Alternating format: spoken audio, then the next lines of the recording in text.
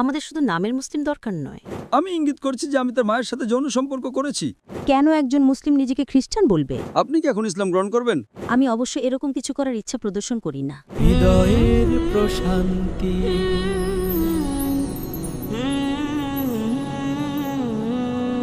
শুভ সন্ধ্যা, doctor Zakir Naik. আমি Mary. আমি একজন খ্রিশ্চান এবং পেশায় ব্যাংকার। আপনার বক্তব্যের ভিত্তিতে আমার প্রশ্ন যে আপনি বলেছেন বাইবেলে কোথাও উল্লেখ নেই যে যীশু খ্রিস্ট ঈশ্বরের পুত্র, এবং আমার বাইবেল সম্পর্কিত জ্ঞান ও বোঝার ভিত্তিতে আমি দুটো অধ্যায় উল্লেখ করছি এবং আমি শুধুমাত্র ইসলামের আলোকে আপনার ব্যাখ্যা চাই।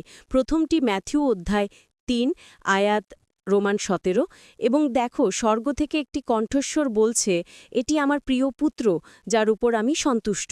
দ্বিতীয়টি জন অধ্যায় ৩ আয়াত ১৬, ঈশ্বর এতটাই পৃথিবীকে ভালোবাসলেন যে তিনি তার একমাত্র জন্ম দেওয়া পুত্রকে দান করলেন, যে কেউ তাকে বিশ্বাস করবে মরবে না, কিন্তু চিরকালীন জীবন পাবে। স্ট্রাইক।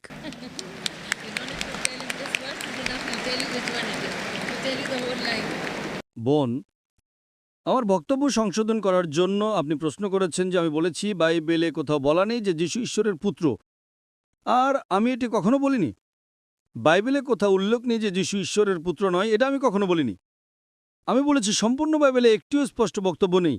সম্পূর্ণ বাইবেলে একটিও স্পষ্ট, একটি অকাট্য বক্তব্য নেই যেখানে যীশুখ্রিস্ট, তার প্রতি শান্তি বর্ষিত হোক, তিনি বলেন যে আমি ঈশ্বর এবং আমার উপাসনা করো।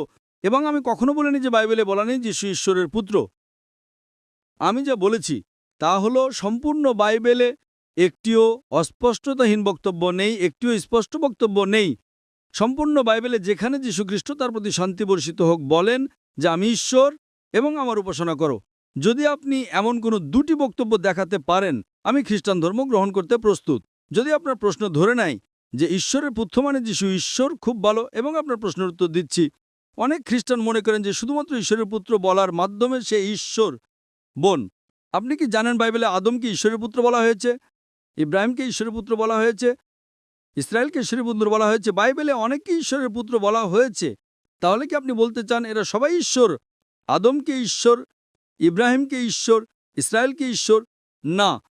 ঈশ্বরের পুত্র শব্দটির অর্থ বোন। যদি আপনি রোমান 8 পড়েন, তাতে বলা হয়েছে যারা ঈশ্বরের আত্মার দ্বারা পরিচালিত হয় তারা ঈশ্বরের পুত্র। মানে যদি আপনি ঈশ্বরের আদেশ পালন করেন, যদি আমি ঈশ্বরের আদেশ পালন করি, আমি ঈশ্বরের পুত্র।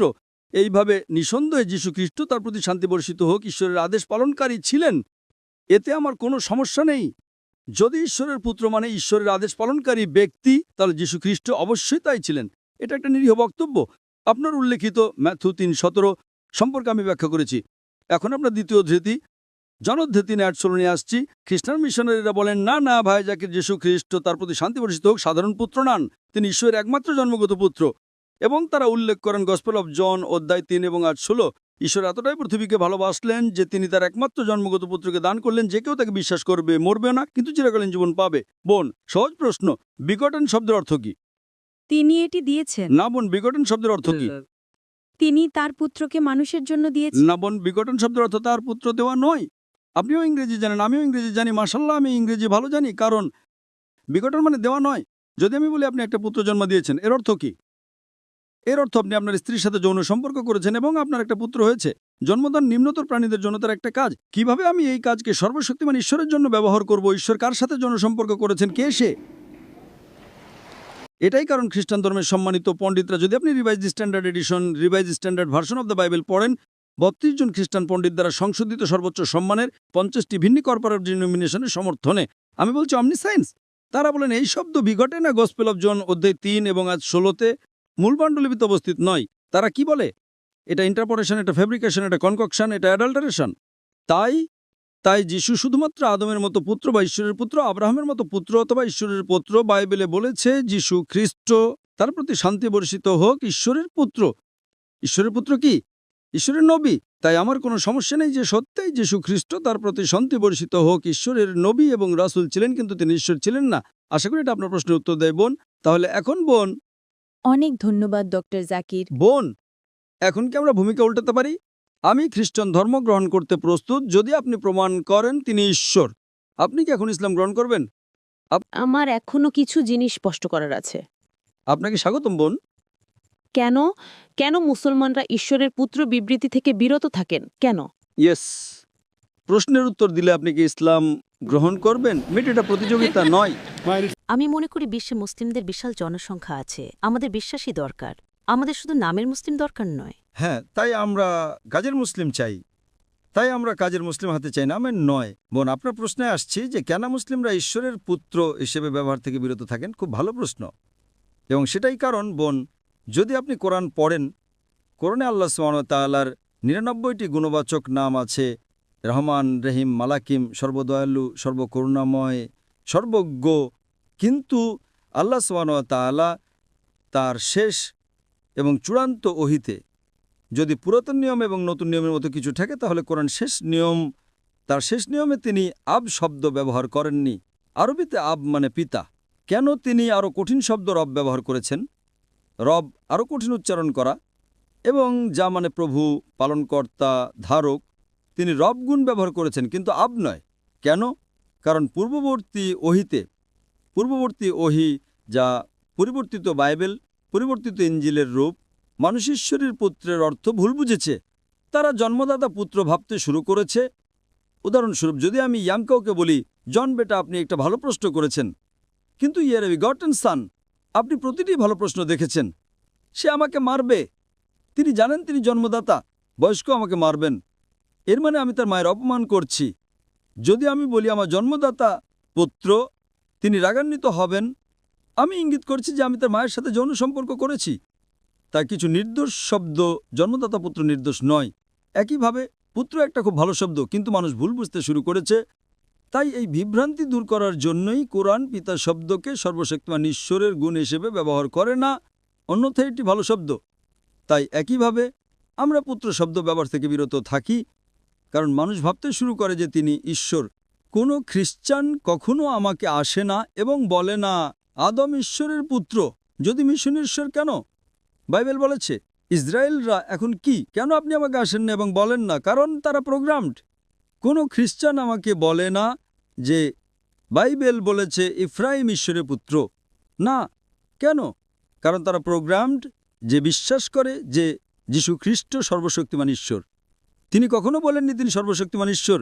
এবং আমি আপনাকে এর আগে আমার পূর্ববর্তী উত্তরে বলেছি, তিনি কখনো দাবি করেননি দৈবত্ব। এর মানে আপনি সর্বশক্তিমান ঈশ্বরের অপমান করছেন। আমাকে কিছু বলতে দিন।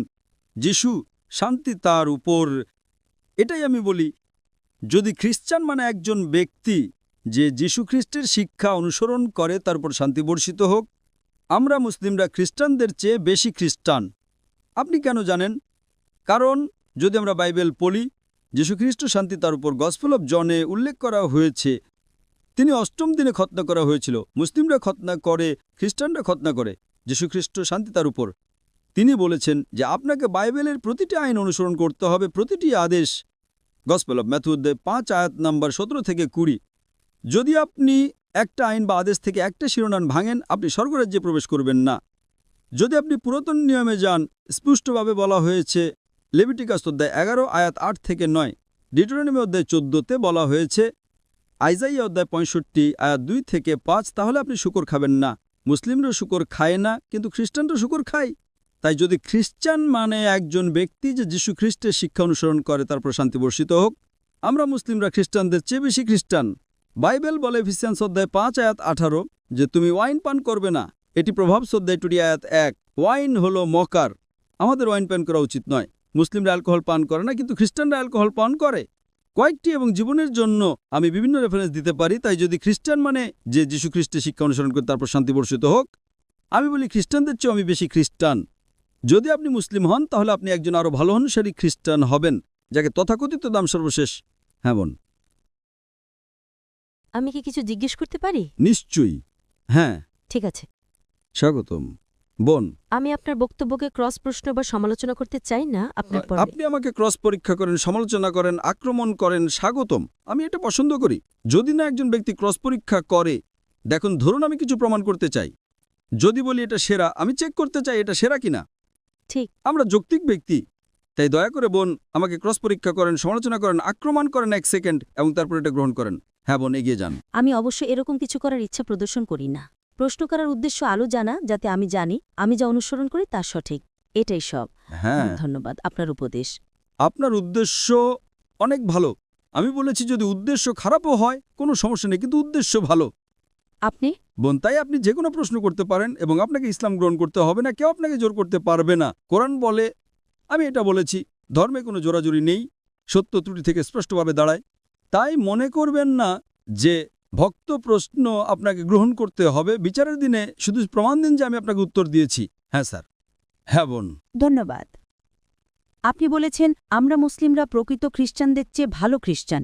তাহলে সম্পূর্ণ ব্যাখ্যা আমি করেছি। যদি খ্রিস্টান মানে একজন ব্যক্তি যে যীশুখ্রিস্টের শিক্ষা অনুসরণ করে তারপর শান্তি বর্ষিত হোক, আমরা মুসলিমরা খ্রিস্টানদের চেয়ে বেশি খ্রিস্টান।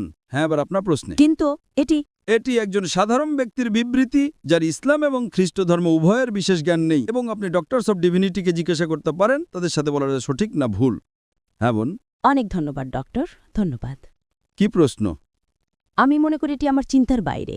তাহলে কেন একজন মুসলিম নিজেকে খ্রিস্টান বলবে? না, সঠিক। কারণ আমরা যিশুকে ভালোবাসি, আমরা তাকে জানি, আমরা তাকে ভালোবাসি, তাকে সম্মান করি, তাকে শ্রদ্ধা করি, কিন্তু আমরা তাকে উপাসনা করি না। এই কারণ তিনি কখনো আমাকে বলেননি তাকে উপাসনা করতে। যদি তিনি আমাকে বলতেন তাকে উপাসনা করতে, তাহলে আমি তাকে উপাসনা করতাম। তাই যখন আমি বলি যদি খ্রিস্টান মানে একজন ব্যক্তি যে যীশুখ্রিস্টের শিক্ষা অনুসরণ করে তারপর শান্তি বর্ষিত হোক, আমি খ্রিস্টানদের চেয়েও বেশি খ্রিস্টান। আপনি যীশুখ্রিস্টকে ভালোবাসেন, তারপর শান্তি বর্ষিত হোক।